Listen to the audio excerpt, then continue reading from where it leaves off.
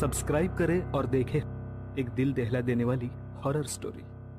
बिना घबराए bell icon press करना ना भूलें।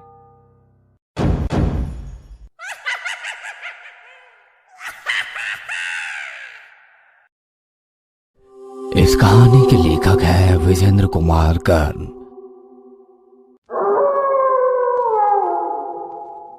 अमावस की वो काली रात अजीब सा सन्नाटा ओढ़े लेटी हुई थी। रात के 11 बज रहे थे। बीच बीच में कभी कुत्तों के भौंकने या कभी उनके रोने की आवाज आती तो वो सन्नाटा भंग होता।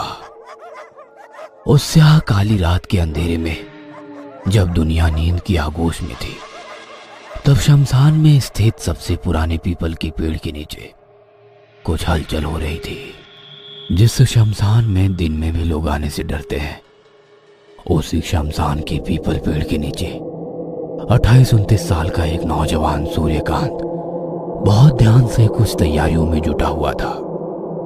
उसके मोबाइल का टॉर्च जला हुआ था और उसने उसे एक पेड़ के नीचे एक पत्थर से टिका कर रखा था। टॉर्च की रोशनी में वह खुद एक झोले से कुछ सामग्री निकाल कर पेड़ के नीचे इकट्ठा कर रहा था। कुछ ही देर में वह अपने साथ लाए झोले का सारा सामान जमीन पर निकाल चुका था। शराब की बोतल, तेज गंध वाला इत्र, काला कपड़ा, धुएं, दीप, आटा, कोयला, तेल, 2 नींबू जिसे लाल रंग में रंग दिया गया था, एक काला मुर्गा, माचिस और एक लोहे की छुरी। सूर्यकांत ने अपने सारे वस्त्र एक स्थान पर उतारे और नग्न अवस्था में आ गया। फिर उसने एक गोला घेरा बनाना शुरू कर दिया। सबसे पहले उसने आटे का घेरा बनाया, उसके बाद कोयले का घेरा। तीनों घेरे तैयार होने के बाद वो उस घेरे के अंदर पालथी मारकर बैठ गया। कुत्तों के रोने की आवाज अब बंद हो गई थी। हालांकि बीच बीच में झिंगुर की आवाज आती। पेड़ पर कुछ जुगनू मंडरा रहे थे। ऐसा लग रहा था कि किसी ने पेड़ की डाली पर कोई बल्ब बांध दिया हो। लेकिन सूर्यकांत इन सब बातों से बेखबर पूरी तल्लीनता से वो कर रहा था जिसके लिए वो यहां आया था। सूर्यकांत बहुत सावधानी से अपने साथ लाए इत्रों को चारों दिशाओं में छिड़क रहा था। फिर बचे इन इत्रों को उसने अपने बदन पर मल लिया। उस समय थोड़ी हवा चलने लगी थी, इसलिए दीपक जलाने में उसे दिक्कत हो रही थी। लेकिन 3-4 बार की असफल कोशिश के बाद उसने माचिस से पहले दीपक को जलाया, फिर धूप को। उसका धुआं तुरंत ही वहां फैलने लगा।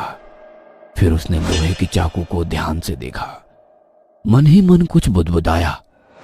कुछ पलों के बाद पंखों की फड़फड़ाहट की आवाज ने सन्नाटे को फिर से भंग किया और फिर से वहां छा गई वही खामोशी। वो भी अब बिल्कुल शांत हो गया था। उसकी आंखें बंद थी और वो साधना में लीन हो गया था।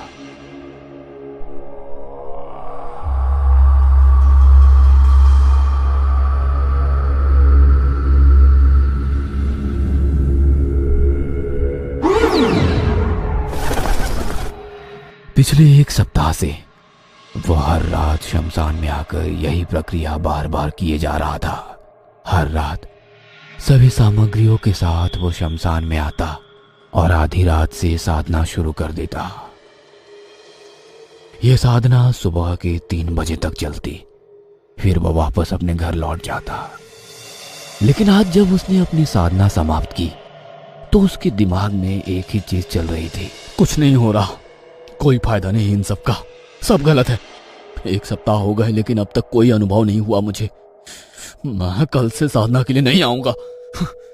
सूर्यकांत का धैर्य जवाब दे रहा था और इसका पहला कारण तो ये था कि उसने जिस उम्मीद के साथ साधना शुरू की थी उसका फल उसे नहीं मिल रहा था। और दूसरा कारण था पीपल के पेड़ पर भूत, प्रेत, पिशाच का भी वास होता है। उनके प्रकोप से बचने के लिए ही वो साधना के समय 3 घेरे बनाया करता। वो उनसे तो बच जाता, लेकिन रात को निकलने वाले कीड़े उसे लहूलुहान कर देते। वो साधना तो करता, लेकिन दर्द से वो बेचैन हो जाता।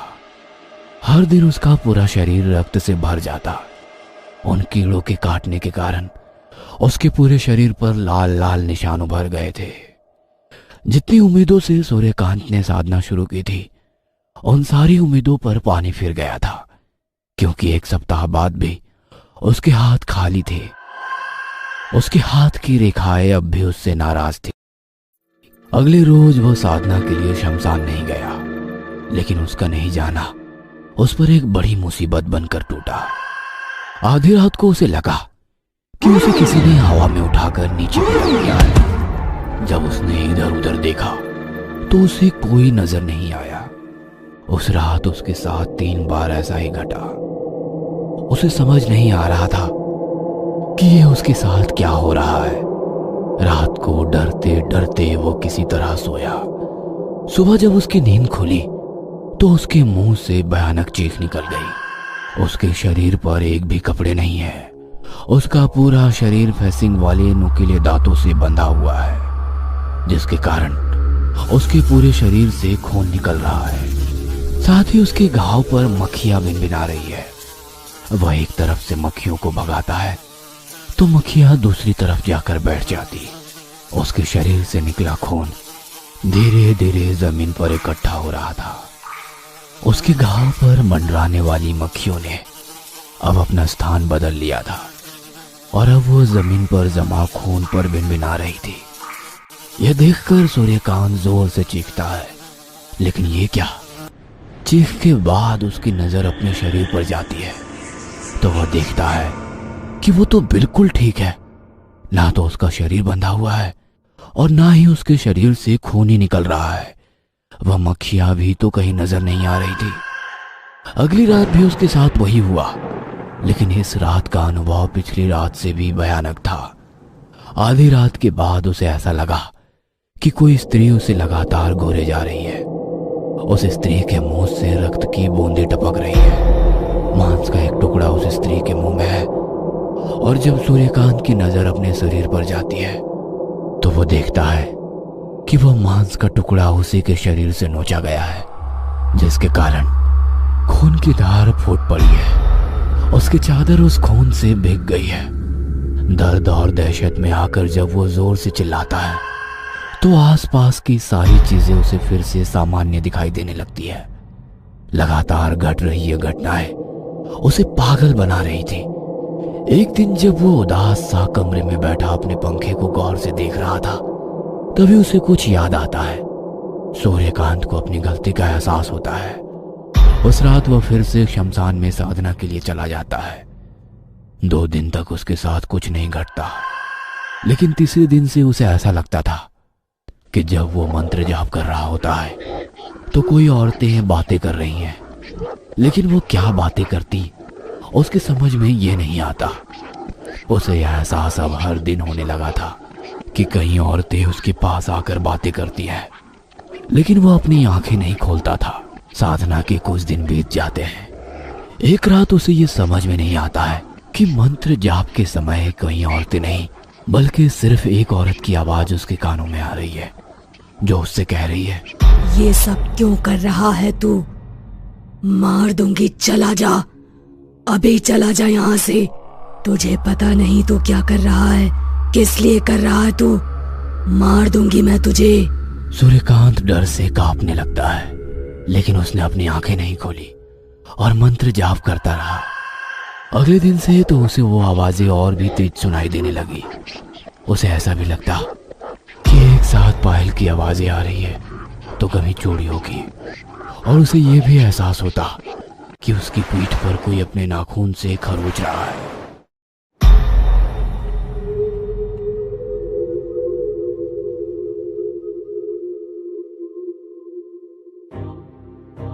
कुछ महीने बाद अपने बड़े से बंगले में बैठा सूर्यकांत शून्य में ताके जा रहा था। उसके हाथ में सिगरेट थी। बीच बीच में वो उसका एक एक कश लगाता, फिर वो कहीं खो जाता। सब कुछ तो पा लिया है मैंने, यही चाहिए था ना मुझे, लेकिन फिर भी ये अशांति कैसी है मेरे मन में? क्यों ऐसा लगता है कि जेबें भरी है लेकिन अब भी मैं बिल्कुल खाली हूं?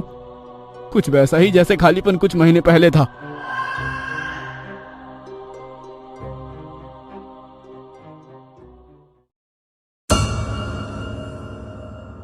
ये कहानी आपको अच्छी लगी हो तो हमें सब्सक्राइब करें, हमारा इंस्टाग्राम और फेसबुक पेज जरूर फॉलो करें। अगर आपके पास ऐसी ही कोई कहानी हो तो हमें कमेंट बॉक्स में भेजें। हम कोशिश करेंगे कि अगली एनिमेटेड स्टोरी आपकी होगी।